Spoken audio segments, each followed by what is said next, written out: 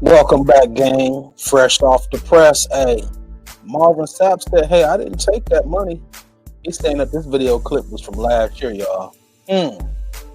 Let's see. Let's get off into the video clip and see what's really going on, Mr. Marvin Sapp.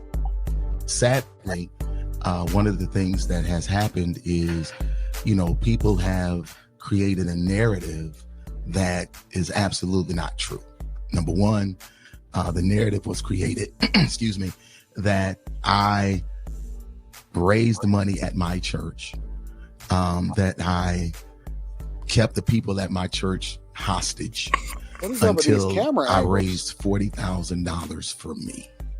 That's the narrative that has been shared, that I locked folks up at my church, that, I made them give $40,000 and I wouldn't allow them to leave until they gave it to me. And to be honest with you, that is absolutely false. Yeah. Number one, that offering was taken last year.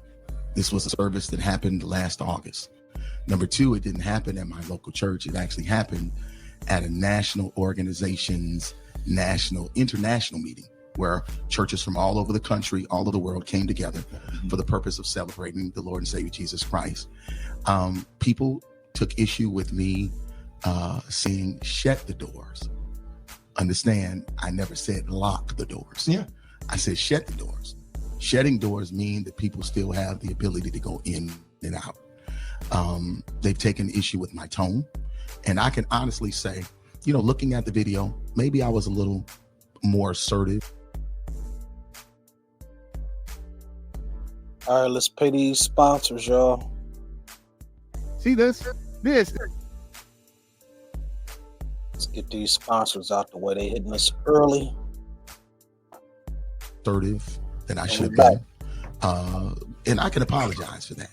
I can apologize for that. But three things I need to make sure that people understood. Number one, the $40,000, if it was $40,000 that was raised, was never given to me. That money was raised for the purpose of taking care of the budget for their conference, not Marvin Sapp. Number two, it didn't happen at my church. It happened in Baltimore. Number three, people take issue with me being firm with the ushers. Anybody that goes to church, ushers one-on-one, that's the first thing they teach you as being an usher, is that there are 3 times you don't walk. You don't walk during the altar call. You don't walk during prayer. You don't walk during the offering. One of the reasons being is because of the sacredness of the moment. But it's also about security. As a pastor, we understand and we know that churches are being robbed at gunpoint. Come on, man. Stop, bro. Stop, bro. Let's be real. So the reality is that him saying shut the doors, when it comes to asking to raise, and the context of it is before he said shut the doors, he was already going to start the raise for this conference. It had nothing to do with security. It had anything to do with that. Now, he may be accurate when it comes to the security of what goes on inside of these churches or whatever, so on and so forth. That's cool. However, that had nothing to do with this. Secondly, if they didn't raise enough money or they didn't make enough money for this conference, then they shouldn't have been put on for the conference. You can't bully people. And this is why people hate church. And I don't care whatever it is, the context and taking out of context, whatever. It's nothing that you can do to clean it up and explain it. You can't first say, well, I can apologize, while at the same time not apologizing and spending the majority of the time trying to justify why it made sense for you to say the things that you see. It had nothing to do with the tone, had nothing to do with none of that. The reality is if they were trying to make money on the conference, because the purpose of the conference was not to bring people together to praise Jesus, because you know what I'm saying, you could figure that out, or maybe you need to get some sponsors or something like that. But if you're basically bullying people to get there, and the purpose of church is to make sure that you give insight information on how you're supposed to live your life that ultimately results in you getting to heaven and improving this earth and making it a better space had you not been here, then that's the full context. But the reality is that they were raising money, and a lot of these conferences are to raise money so that people can get paid. I'm just telling you the real. I don't know about this conference in particular, but basically what he's saying, it aligns with that narrative. And so for me, Personally, I still think that it looks bad. I still think that it's a bad. Let's get these sponsors out the way, y'all. See, this is a 400-ounce bar. Let's get back into it. This is pretty good, man. Marvin Sapp. You ain't locking no doors on me, buddy. Bad representation of the church. It's one of the reasons why a lot of people have a difficult time going to church. And honestly, I didn't even see no apology so far, but I'll continue to play the video and then we'll go from there. It's happening all over the country. This is not something I'm making up. This is factual. So if you got 5,000 people in the room, you want the doors closed. You don't want the doors locked. I couldn't get them locked anyway. It's a convention center.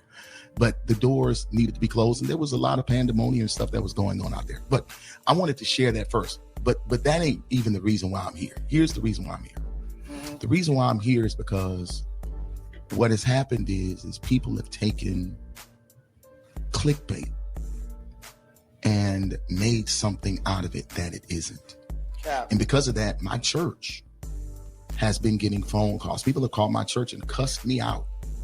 My staff are afraid because I've received death threats over $20. And I don't believe that. I'm gonna be honest with you, fam. I don't believe that they are getting death threats to where they feel or are physically, and it could be true, and I could be 100% wrong, but I don't believe this at all, man. I just don't. I'm not going for it. And I think that a lot of times we like to exaggerate the fact that people may have called up there and felt some type of way and cussed them out. And if I was them, I wouldn't care, because if they don't go to your church and if they're not contributing to what you got going on, then what difference do it make? But you feel compelled to come on a Rickey Smiley morning show because he is your friend, and you feel compelled to come up here and say whatever it is that you wanted to say, right or wrong, because you felt some kind of pressure from the public and the people. That's what I see. shut the door. People have come to our campus. They have come to my church to try to cause problems, issues, challenges. Sound like the same And thing again, Elon Musk is going through, right? My children, I don't look at comments. We was talking about this. I don't read comments. When you got millions of followers, you ain't got time to be reading all the comments. You just don't have it. Right. My children do. And they are afraid. And the reason being is because I'm their only parent. I'm a widower. They're afraid for my safety. So now we've had to update and increase security and all the things I've never had to do before because of the vitriol and the anger that people have shown, the things that they've said in my... Now, I don't believe that people should be out here threatening people. I don't believe that people should be out here making threats or any of that type of stuff at all. Like, I don't care what side of the fence that you're on. I don't care if you agree with them or disagree with them. I think that every threat should be taken seriously, and people need to go to jail, and they need to be addressed and dealt with accordingly. So with regard to that, I think that people need to shut the fuck up and leave them alone. However, the other side of it is he's using this to justify, in my opinion, he's using this to justify and scapegoat away from the main part of the story and the subject as to whether or not you actually are wrong or right about saying the things that you're saying. And if this is a greater reflection of the black church, I think that's the bigger issue. In my thread and stuff, and all of this is because of a misunderstanding. And I'm not blaming people. Let me be clear. I'm not blaming anybody because of their misunderstanding. I'm just saying, in all you're getting, get an understanding. And if I'm sharing with you that the $40,000 that I was trying to raise, and again, I don't know if the organization got 40, 10, 20, any of it. I don't know. I'm hoping that I actually raised more money so that I can help the organization. And this is where I cut in. Marvin know damn well he know how much money they raise. How many churches have you been to and you seen the deacon or whoever, the trustee, step over to the pastor and tell them how much money been raised? Come on now. Didn't you say it's at a convention? Come on, man. Who is he trying to play with? It's a little bit too late and too little to be trying to back paddle now. Like, come on, man. This is the problem, once again, with the black churches and raising money. Ain't going towards what it need to. They're not doing what they're supposed to do with it. Hey, and when the congregation holds you accountable and people start seeing things, man, come on now. People not crazy. So I mean, I can't knock people for not going to church. I mean, it's a lot that go on nowadays. Just it's done got out of hand, man. So to each his own. But yeah, I just wanted to get y'all a little bit enlightened on the story. We're gonna go back into let Marvin Sapp finish making the excuse he making. After my wife had passed, because I had to travel more in order to take care of me and my kids. Right. So, you know, my membership, it dwindled, but we never lost anything. And as a matter of fact, this is factual. The day I announced the new pastor, I burned the mortgage of the church. When I left Grand Rapids, I left my church not only debt free, but I left them with 6 figures in the bank and put a brand new pastor in and walked away and moved to Texas. And I think that that's beautiful. I think that that is absolutely gorgeous, gorgeous, awesome. He should be commended for that. And I think that we need to bring more visibility to the people that do good things in the community, and it should not go unheralded. However, that has nothing to do with what we're talking about right now. We're trying to sit here and have a conversation about one thing, and you're pivoting because I'm talking about the state of the black church. I don't believe that he took one dime that was raised. But people hate going to church because of the narrative and the way that they're talked to, and the fact that it's so money hungry, and they're always trying to raise money for something instead of asking people to give willingly. Let me know what y'all think about Marvin Sapp's apology, not apology. I don't know if he was going to apologize later in the video. Let me know what y'all think.